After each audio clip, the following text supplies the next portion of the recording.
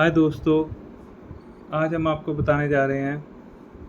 आपको पता ही होगा कि 1 अगस्त से ई इनवॉइस स्टार्ट होने जा रहा है, तो हम इसके लिए कुछ डाउट प्रॉब्लम के आंसर क्लियर करने जा रहे हैं। सबसे पहले हम बात करते हैं कि क्या अगर मेरी करंट ईयर में सेल 5 करोड़ से अबव हो गई है और प्रीवियस ईयर में 5 करोड़ से डाउन थी, तो क्या मेरे को अब से स्टार्ट करना पड़ेगा ई इनवॉइस पे?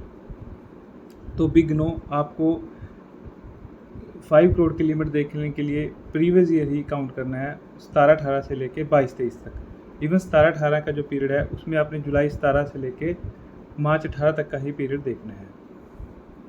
और इसके अलावा सर, क्या मैनुअल इनवॉइस प्रिपेयर करने के बाद हमको कब ई इनवॉइस बना लेना चाहिए? आइडली आपको ई इनवॉइस साथ के साथ बना लेना चाहिए बिफोर मूवमेंट ऑफ गुड्स और bill copy submit to buyer. अगर हमारे बिल में फ्रेट चार्ज है तो ई इनवॉइस में कहाँ दिखाएंगे? अगर आपका फ्रेट चार्ज है तो इसको लाइन आइटम में आप अलग से ऐड कर सकते हैं, जो कि आपको एक स्कीमा दिया गया होगा। सर, ई इनवॉइस में कौन से फील्ड मैंडेटरी हैं, कौन से ऑप्शनल हैं? ई इनवॉइस में 29 फील्ड मैंडेटरी हैं और बाकी ऑप्शनल है। Optional like shipping bill, bank detail, trade name, ये सब ऑप्शनल हैं। डिटेल के लिए आप नोटिफिकेशन नंबर 60/2020 डेटेड 30 जुलाई 2020 चेक कर सकते हैं। क्या सर, मेरी RCM सेल है, मैं सप्लायर हूँ, मेरे को ई इनवॉइस बनाना पड़ेगा? यस, आपको ई इनवॉइस बनाना पड़ेगा। मैंने मैनुअल इनवॉइस बना लिया था बट ई इनवॉइस बनाना भूल गया। क्या मैं अपने 1 मंथ 2 मंथ प्रीवियस ई इनवॉइस अब बना सकता हूँ? बेसिकली मैंने पहले भी बताया, आपने ई इनवॉइस साथ साथ बनाना होता है, बट अभी सिस्टम अलाउ कर रहा है और अगर इसमें डिले है तो कल को डिपार्टमेंट आपसे इसका रीज़न पूछ सकता है, क्योंकि ये इन्फॉर्मेशन उनके पास चली जाएगी। सर, मैं एक्सपोर्ट सेल करता हूँ, तो क्या मैं फ़ॉरेन करेंसी में इनवॉइस काट सकता हूँ? नहीं, आपको पता ही है कि आप कोई भी इनवॉइस GST में इंडियन रुपीज़ में ही बनेगा, तो ई इनवॉइस में आपको INR में ही काटना होगा इनवॉइस। और बट आप वहाँ पे ऑप्शन फील्ड में जाके फ़ॉरेन करेंसी भी इंक्लूड कर सकते हो। क्या मैं एक सिंगल इनवॉइस पे 2 INR जनरेट कर सकता हूँ? नहीं, आप same financial year same invoice पे एक ही INR जनरेट कर सकते हैं। मैंने ई इनवॉइस गलत बना दिया है, क्या मैं इसको मॉडिफाई, रिवाइज और कैंसिल कर सकता हूँ? ई इनवॉइस में आप मॉडिफाई और रिवाइज नहीं कर सकते हो, जस्ट आप कैंसिल कर सकते हो, जो कि बनाने की डेट से 24 आवर्स का आपको टाइम मिलता है। अगर आप इसमें ई इनवॉइस को कैंसिल कर देते हो तो ये फ्रीज हो जाएगा, इस नंबर को दोबारा आप यूज़ नहीं कर सकते हैं। और हाँ, अगर आपने ई-वे बिल भी बना लिया है तो पहले ई-वे बिल कैंसिल होगा, देन ई इनवॉइस कैंसिल होगा।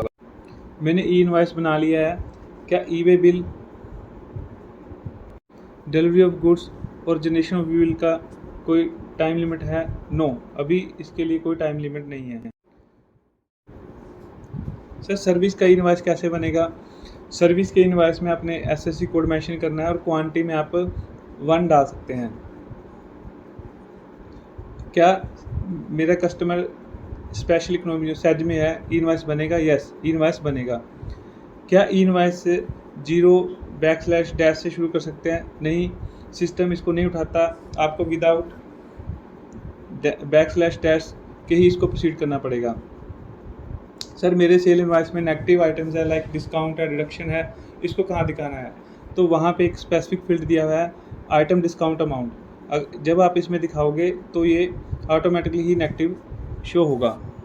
TCS collected by supplier under income tax, ये आप अदर चार्जेस में दिखा सकते हो इनवॉइस के। अगर सप्लायर और शिपिंग का GST कैंसिल है तो इनवॉइस नहीं बनेगा। क्या मेरे को इनवॉइस पे IR नंबर मेंशन करना मैंडेटरी है?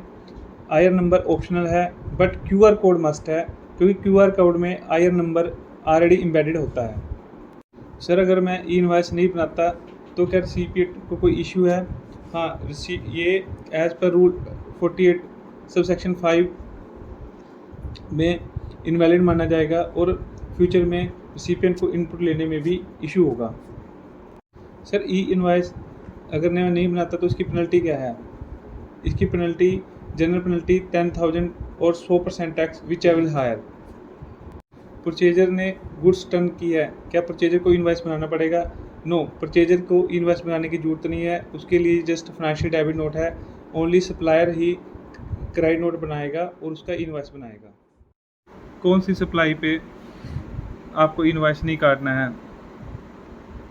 आपको अगर B2C सेल है, फाइनेंशियल क्रेडिट डेबिट नोट है और एग्जाम सप्लाई है, क्योंकि एग्जाम सप्लाई के केस में तो वैसे ही बिल ऑफ सप्लाई का बिल बनता है, तो आपको इनवॉइस करने की ज़रूरत नहीं है। क्या ISD इनवॉइस में कवर है? नहीं, ISD में इनवॉइस लागू नहीं होता। क्या जैसे हम इनवॉइसिंग के लिए सर्विस में डुप्लीकेट बिल बनाते थे और गुड्स के लिए ट्रिप्लीकेट बिल बनाते थे, अब इनवॉइस में क्या करना है? इनवॉइस में आपका सिंगल एक ही बिल बनेगा। सर क्या हमारा जो नॉर्मल सीरीज चल रही है, क्या आयरन उसको रिप्लेस करेगा? नहीं, आयरन नंबर उसको रिप्लेस नहीं करेगा, आपकी सीरीज़ वैसे ही चलती रहेगी। जस्ट आपने उसको इंटीमेट करना है गवर्नमेंट पोर्टल पे, जिसमें कि 64 डिजिट का आयरन नंबर जनरेट होगा। मैंने एक इनवॉइस गलती से बना दिया है और 24 आवर्स का भी टाइम कंप्लीट हो गया है, तो अब क्या होगा?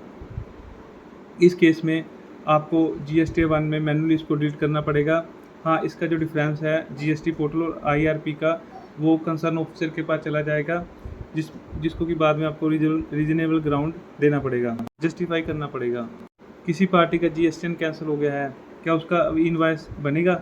अगर किसी पार्टी का GST नंबर कैंसिल हो गया तो उसका इनवॉइस नहीं बनेगा, आपको उसको B2C में एंटर करना पड़ेगा। हाँ, बाद में जैसे ही उसका नंबर एक्टिव हो जाता है तो आप उसको GST 1 में अमेंड कर सकते हैं B2C to B2B। Sir E invoice का पर्पज़ क्या था? ई इनवॉइस फेक इनवॉइस और बैक डेट इनवॉइसिंग को कर्टेल करने के लिए किया गया था। इसके अलावा आपको बेनिफिट ये है कि ई वे बिल के लिए डाटा अपने आप चला जाता है, GST 1 के लिए चला जाता है, एक्सेट्रा। सर क्या मैं फ्यूचर डेट का इनवॉइस काट सकता हूँ? नहीं, आप फ्यूचर डेट का एडवांस में या इनवॉइस नहीं काट सकते। सर मेरी कंपनी का लोगो क्या मैंडेटरी फील्ड में आता है? नहीं, ये मैंडेटरी फील्ड नहीं है। एक बार आपने IR और QR कोड जनरेट कर लिया तो आप अपने बिलिंग सॉफ्टवेयर में इसको अपडेट करके क्लाइंट को बिल दे सकते हो। सर मैक्सिमम कितनी लाइन आइटम हम इसमें अपडेट कर सकते हैं? अभी तक आप 100 लाइन आइटम ई इनवॉइस में अपडेट कर सकते हो। सर क्या ई इनवॉइस का प्रिंट मैंडेटरी है ट्रांसपोर्टेशन के टाइम?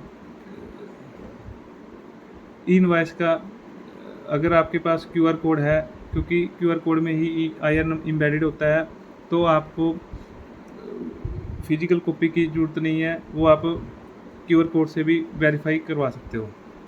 सर क्या डिजिटल सिग्नेचर और सिग्नेचर रिक्वायर्ड है? ई इनवॉइस के लिए नहीं, आपको ज़रूरत नहीं है। सर दूसरी स्टेट में मेरे यूनिट है, क्या उसमें भी ई इनवॉइस एप्लीकेबल होगा? हाँ, अगर आप एक यूनिट से दूसरी यूनिट को सप्लाई करते हो अनदर स्टेट में, तो ई इनवॉइस वहाँ भी मैंडेटरी है। मेरी इंपोर्ट की ट्रांजैक्शंस हैं, तो उसमें भी क्या इनवॉइस बनना है? नहीं, इंपोर्ट ऑफ ट्रांजैक्शन के केस में इनवॉइस बनाने की ज़रूरत नहीं है।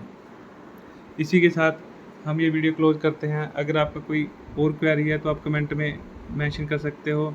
बने रहिए, धन्यवाद। लाइक और सब्सक्राइब जरूर कीजिए।